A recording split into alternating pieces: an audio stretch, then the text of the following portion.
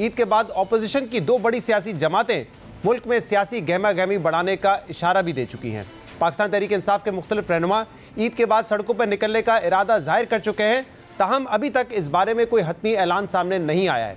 इसके अलावा जमीयत उलमा इस्लाम फे ने भी ईद के बाद अपनी पार्टी का अहम इजलास बुला लिया है, जिसमें पार्टी के मुताबिक अहम सियासी फैसले किए जाएंगे। यानी जहां एक तरफ ईद के बाद ऑपोजिशन की सियासी सरगर्मियां हुकूमत के लिए एक बड़ा चैलेंज बन सकती हैं, वहीं ईद से पहले ही वफाकी हुकूमत की अहम इत्तेहादी पार्टी पाकिस्तान पीपल्स पार्टी दरियाए सिंध से नहरें निकालने के मामले पर हुकूमत को टफ टाइम दे रही है। कल इस बारे में वजीर आला सिंध मुराद अली शाह ने सीनियर सहाफ़ियों से गुफ्तगू में कहा कि पीपल्स पार्टी नहरें निकालने के मंसूबे के खिलाफ है।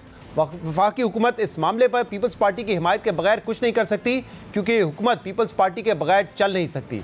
जबकि कल हमारे प्रोग्राम में सूबाई वजीर इत्तलात सिंध शजीर मेमन ने वजीर आज़म शहबाज शरीफ से अपील की कि वो दरियाए सिंध से नहरें निकालने के मंसूबे के खात्मे का ऐलान करें और यकीन दिलाएं कि इस मंसूबे पर दोबारा कभी बात नहीं होगी। शजीर मेमन ने यह भी कहा था कि सदर मुमलिकत की जानिब से इस मंसूबे की मंजूरी को लेकर जिस मीटिंग का हवाला दिया जा रहा है, उस मीटिंग के मिनट्स ही गलत बनाए गए थे। इसके अलावा हुकूमत को दहशतगर्दी की सूरत में भी बड़े चैलेंज का सामना है, जहां इस वक्त मुल्क के दो सूबों बलूचिस्तान और खैबर पख्तूनख्वा में दहशतगर्दी के वाक़यात में मुसलसल इजाफा हो रहा है, जिसे निपटने के लिए सिक्योरिटी इदारों की कार्रवाइयाँ भी तेज़ हो गई हैं।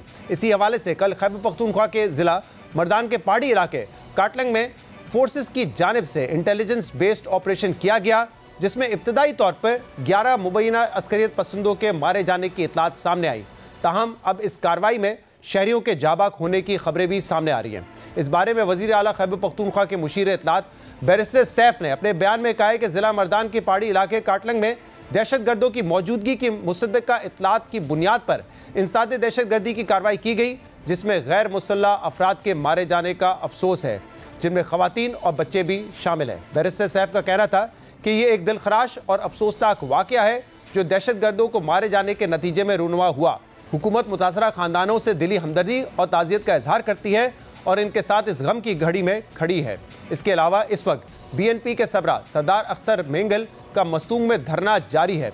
हम इन तमाम सियासी मामलात पर बात करेंगे और उसके लिए हमें ज्वाइन किया है नून लीग के सीनियर रहनुमा और वज़ीर आज़म के मुशीर राना सनाउल्लाह ने। राना साहब, बहुत बहुत शुक्रिया वक्त देने के लिए।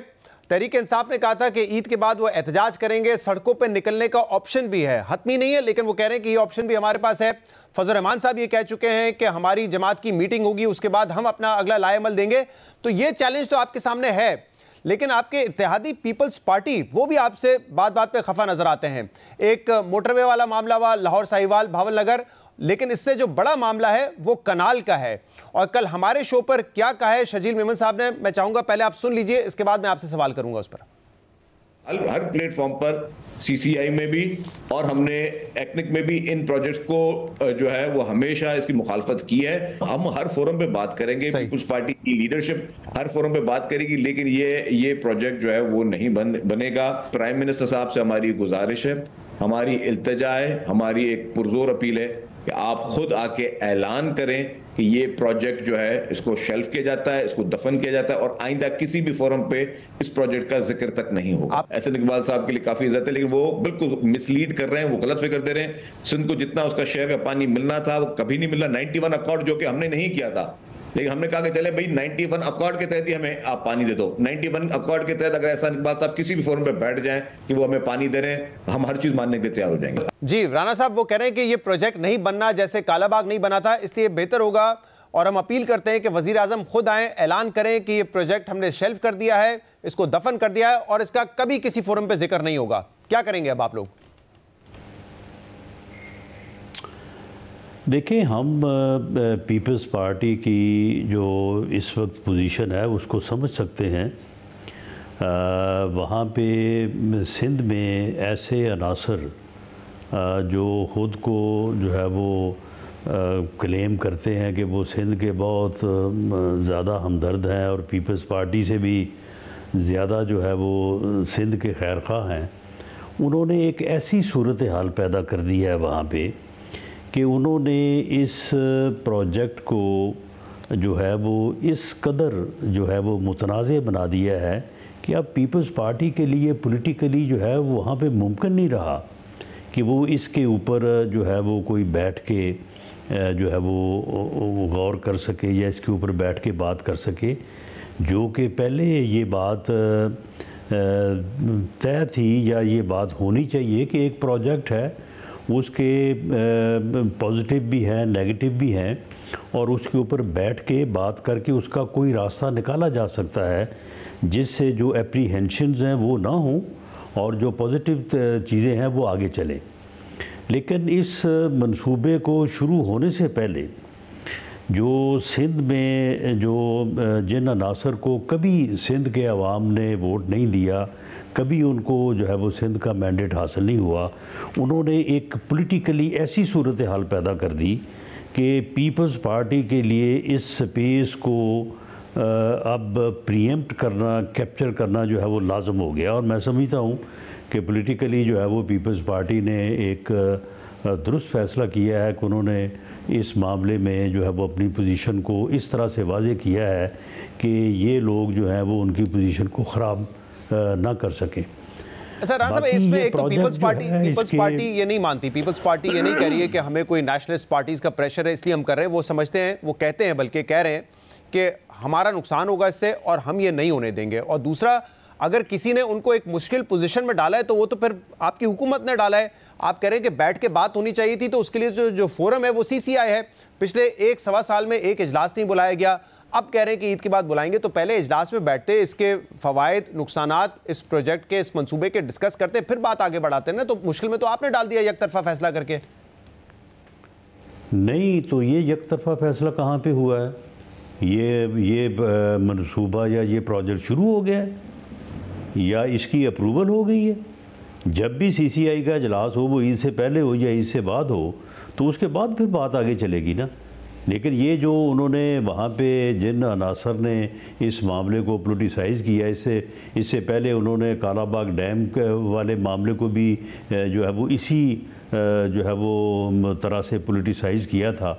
और आज अगर कालाबाग डैम आज होता तो ये जो इस वक्त खुश्क साली के ख़तरे मंडरा रहे हैं तो उनमें कमी ना होती।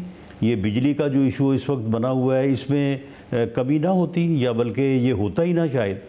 तो मामला ये है कि बाज़ औक़ात अपने ग्रोही और ज़ाती मकासद की खातर लोग जो है वो कौमी अहमियत के मामलात को जो है वो मुतनाज़ बना देते हैं।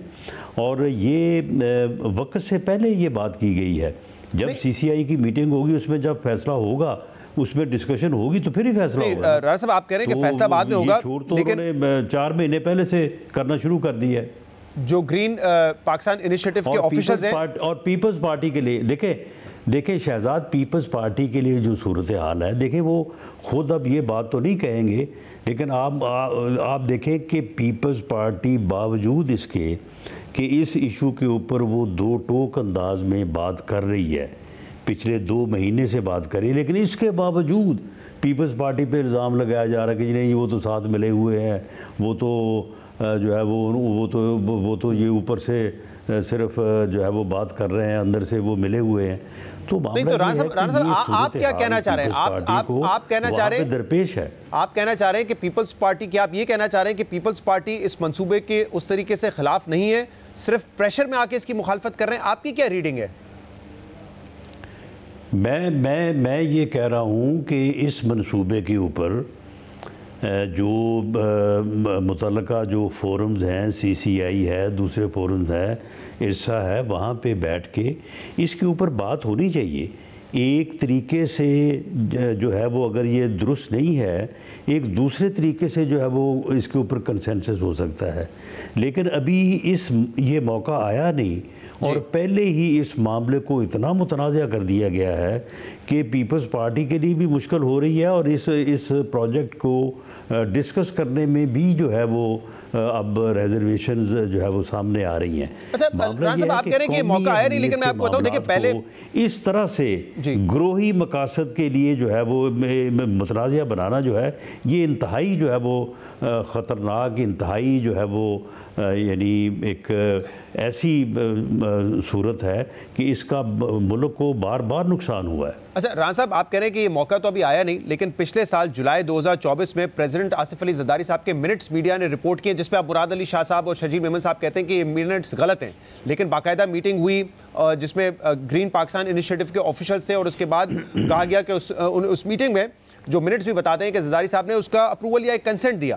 फिर पंजाब जो जहाँ पे ये लैंड एक्वायर करनी है, तो वहाँ पे 1.2 मिलियन एकड़ लैंड एक्वायर हो चुकी है इसी पर्पज़ के लिए, कनाल बनाने के लिए चुलिस्तान में। तो ये मरहले पहले तय करने चाहिए थे या पहले CCI का इजलास होना चाहिए था? नहीं, ये मरहले जो है ये भी साथ साथ होने चाहिए थे और CCI का इजलास भी जो है वो अपने वक्त पे होना चाहिए था, होगा। लेकिन अभी ये मरहला आया नहीं तो पहले ही इस मामले को जो है वो मुतनाज़ा कर दिया गया और उसको मुतनाज़ा करने में पीपल्स पार्टी का कोई अमल दखल नहीं है। जिन अनासर ने इसको किया है वो आप भी जानते हैं और उनका रोज़ वो अभी भी यही कर रहे हैं। अभी भी वो रोज़ वो पीपल्स पार्टी को ही बुरे इल्ज़ाम ठहरा रहे हैं। वो रोज़ कह रहे हैं जी पीपल्स पार्टी तो जी झूठ बोल रही है, वो अंदर से मिली हुई है।